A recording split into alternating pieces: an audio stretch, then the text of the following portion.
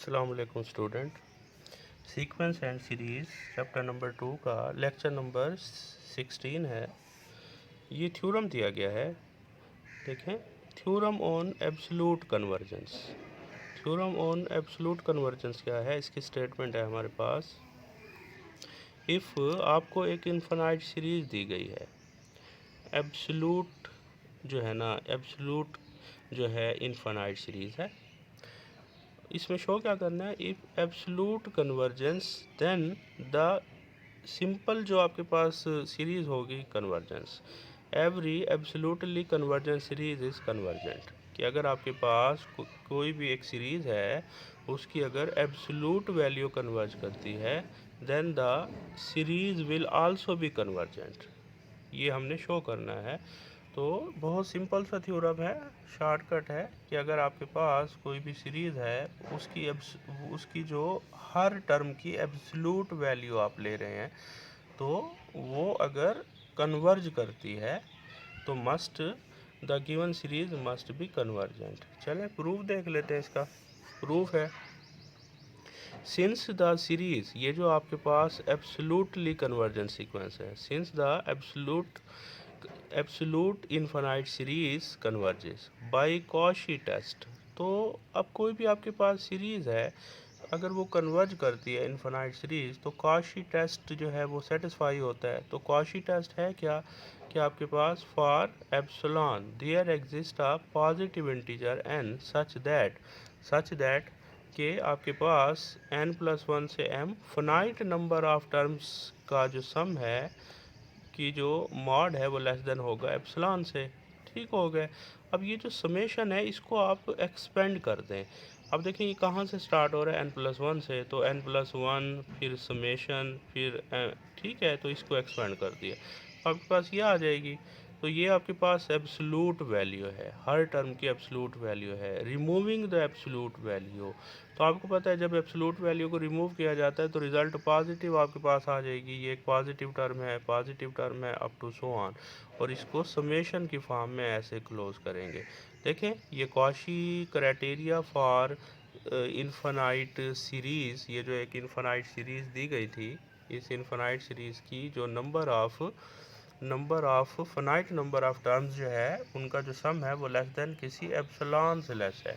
तो Cauchy criteria satisfy हो रहा है, तो यहाँ पे कॉशी क्राइटेरिया सेटिस्फाई हो रहा है, तो जो सीरीज़ है वो क्या करेगी, कन्वर्ज कर जाएगी। कॉशी टेस्ट सेटिस्फाई, हेंस ये जो इनफाइनाइट आपके पास सीरीज़ है, ठीक है, इनफाइनाइट सीरीज़ है, वो क्या करेगी, विल बी कन्वर्जेंट। ये आपके पास थ्योरम में बहुत ईजी सा है। नेक्स्ट हमारे पास है series of non negative terms.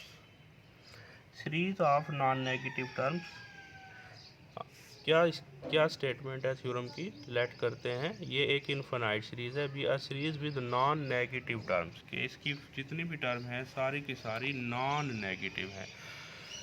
Then the series converges, ये जो है सीरीज कन्वर्ज करेगी कब, if and only if the sequence of partial some is bounded, अगर ये पार्शियल सम का जो सीक्वेंस है वो बाउंडेड हो जाए। या फिर आप इस स्टेटमेंट को ऐसे भी लिख सकते हैं, a series of non negative term converges if and only if its partial sum form of bounded sequence. क्योंकि पार्शियल सम जो है आपके पास बेसिकली वो जो है टर्मों पर मुश्तमिल जो है एक सीक्वेंस ही होती है। तो अगर पार्शियल सम आपके पास किसी भी इनफाइनाइट सीरीज़ का बाउंडेड हो जाता है, तो वो जो सीरीज़ होगी जो for all non negative term पर मुश्तमिल है, तो मस्ट बी कन्वर्जेंट। तो ये हमने प्रूफ करना है। चलें प्रूफ देख लेते हैं। इसका प्रूफ में क्या है, लेट करते हैं कि ये जो आपके पास भी है series of non negative term, अगर ये नॉन नेगेटिव टर्म की सीरीज़ है, तो इसमें हर टर्म जो है वो किस तरह की होगी, मिनिमम वैल्यू 0 हो सकती है, अदरवाइज ग्रेटर देन 0 होगी।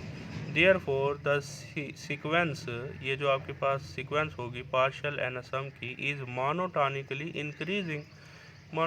इंक्रीजिंग होगी, बिकॉज जो आपके पास नेक्स्ट टर्म आ रही है वो प्रीवियस से ग्रेटर होती जा रही है। फॉर ऑल पॉजिटिव टर्म है ना, तो वो प्रीवियस से ग्रेटर होती जा रही है, तो ये मोनोटोनिकली इंक्रीजिंग सीक्वेंस है, तो मोनोटोन इंक्रीजिंग। तो हमारे पास एक थ्योरम था कि कोई भी जो एक आपके पास सीक्वेंस है जो मोनोटॉनिक हो, मीन मोनोटॉन मीन कि या तो मोनोटॉनिकली इंक्रीजिंग हो या फिर मोनोटॉनिकली डिक्रीजिंग हो, प्लस अगर वो बाउंडेड हो जाए तो मस्ट बी कन्वर्जेंट।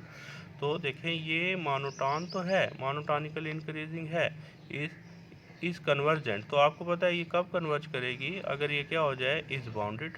तो वही यही प्रूव करना था हमने कि infinite series is convergent if and only if S N is bounded. ठीक हो गया है। तो पार्शियल एन सम अगर बाउंडेड है तो infinite series of non negative term must be convergent. इसका एक रिमार्क्स है हमारे पास, if series with non negative term summation A N converges to L. फर्ज किया इनफाइनाइट सीरीज जो है आपके पास वो किसी वैल्यू एल को कन्वर्ट करती है, एंड एस एन जो है, एस एन उसका पार्शियल एन सम है, is a sequence of partial sum of infinite series. तो एस एन जो होगा वो लेस देन इक्वल होगा एल से, ये शो करना है। बहुत सिंपल है, देखें S N converges to its least upper bound. देखें क्योंकि एस पार्शियल एन सम है ना, वो जो आपके पास एक इन्फिनाइट सीरीज है वो कन्वर्ज कर रही है। अगर वो कन्वर्ज कर रही है तो उसका पार्शियल एनथ सम भी कन्वर्ज कर रहा है, और अगर पार्शियल एनथ सम कन्वर्ज कर रहा है तो पार्शियल एनथ सम की जो सीक्वेंस होगी, sequence of partial nth sum must be convergent. और क्योंकि पार्शियल एन सम की जो सीक्वेंस है वो मोनोटॉनिकली इंक्रीजिंग सीक्वेंस है, तो हमने एक थ्योरम किया था कि हर वो सीक्वेंस जो मोनोटॉनिकली इंक्रीजिंग हो प्लस बाउंडेड हो तो must be convergent and converges to its supremum, converges to its least upper bound.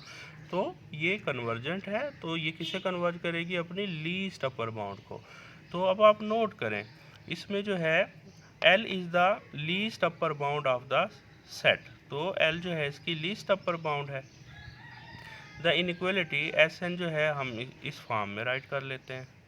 ठीक हो गया, तो इसको इस फॉर्म में भी राइट आप कर सकते हैं। ठीक है, आप ये कह सकते हैं कि आपके पास सम जो होगा नंबर ऑफ इनफिनाइट टर्म का वो L से लेस देन इक्वल होगा। ये हमने इसमें छोटा सा प्रूफ देखा है। नेक्स्ट हमारे पास है अलजेब्रिक ऑपरेशन ऑन सीरीज़। तो सीरीज़ पे हमने अलजबरा यूज़ करना है। अलजबरा बेसिकली सम होता है या डिफरेंस होता है या मल्टीप्लिकेशन होती है कि टू सीरीज़ को अगर हम ऐड करते हैं या टू सीरीज़ को अगर हम सब्ट्रैक्ट करते हैं या टू सीरीज़ को अगर हम मल्टीप्लाई करते हैं या किसी भी सीरीज़ को किसी नंबर से मल्टीप्लाई करते हैं तो ये अलजबरा है। तो algebraic operation on series theorem है। ठीक है, थ्योरम क्या दिया गया है, लेट करते हैं आपके पास ए एन जो है एक infinite series and B N be the convergent with sums. फ़र्ज़ किया ये एक इन्फिनाइट सीरीज़ है जो सम ए को कन्वर्ज करती है, और ये एस एन ये बी एन जो इन्फिनाइट सीरीज़ है वो कन्वर्ज करती है सम बी को, and C is any real number, C जो है एनी रियल नंबर है। देन तो ये जो आपके पास सम होगा बोथ इन्फिनाइट सीरीज़ का, तो वो बोथ पार्श जो सम है उनको कन्वर्ज करेगा। इसी तरह डिफरेंस को कन्वर्ज करेगा। अगर आप किसी नंबर से मल्टीप्लाई करते हैं तो आपको पता है ए एन जो है वो सम ए को कन्वर्ज कर रही थी, तो ये प्रोडक्ट को कन्वर्ज करेगा। ये हमने प्रूफ करना है। ठीक है, प्रूफ देख लेते हैं। सपोज दैट ये जो आपके पास इन्फिनाइट सीरीज़ है एंड इन्फिनाइट सीरीज़ है converges to sum A and B, ये गिवन है ए एंड बी सम को कन्वर्ज करती है। एंड लेट करते हैं एस एन जो है be the partial nth sum and T N be the partial nth sum of series A N and B N. Then तो नोट करें आपके पास इनका जो पार्शियल एनथ सम होगा या इनका जो पार्शियल एनथ डिफरेंस होगा वो आपके पास क्या होगा, are the partial sum of the series. ठीक है, तो ये आपके पास जो ये पार्शियल सम किसका होगा, ठीक, इस इन्फिनाइट सीरीज़ का, और ये जो पार्शियल सम डिफरेंस होगा ये इस इन्फिनाइट सीरीज़ का। तो नाउ लिमिट ले लेते हैं N approaches to infinity S N plus T N, separate limit ले लें। देखिए ये जो ये किसको कन्वर्ज कर रहा है, तो ये आपके पास किसको कन्वर्ज कर रहा है, ये ए को, तो ये ए आ जाएगा, एंड ये बी को कन्वर्ज कर रहा है तो ये बी आ जाएगा। तो एज ए होल किसको कन्वर्ज करेगा, ए प्लस बी को। Similarly N approaches to infinity. अब अगर आप ऑन द सेम वे देखेंगे तो ए माइनस भी आ जाएगा, तो ये किसे कन्वर्ज करेगा, डिफरेंस को। ये आपके पास नेक्स्ट है C N is the sequence of partial sum of the series. And अगर आप इसकी लिमिट लेते हैं, सी तो कांस्टेंट है, बाहर आ जाएगा, और आपको पता है कि ये कन्वर्ज पार्शियल एन सम है, एंड कन्वर्ज वो सीरीज़ किसको कर रही है, ए को, तो ए आ जाएगा। तो ये सीरीज़ जो होगी आपके पास इन्फिनाइट, तो सी ए को क्या करेगी, कन्वर्ज करेगी।